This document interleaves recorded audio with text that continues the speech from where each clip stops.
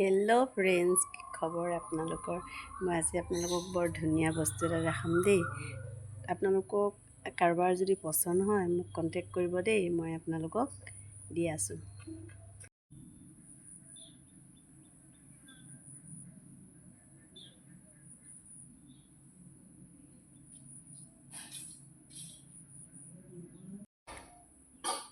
এই ভিডিঅ' যে দেখিছে, আমাৰ টিকলিজনীও আমাৰ ওচৰৰে হয়।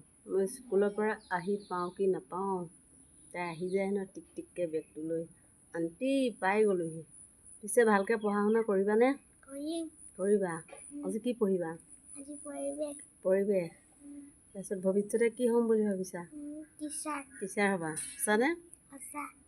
কথা দিছা? ঠিক আছে, ভাল কথা।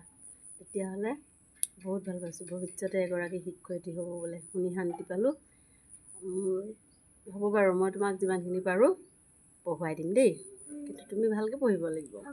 সঁচা পঢ়িবাতো? আজি কিমান দেৰিলৈ পঢ়িবা? 6টা। ঠিক আছে, তেতিয়াহ'লে আহিছোঁ আজিলৈ। আমি এতিয়া পঢ়িবলৈ যাম। Bye bye.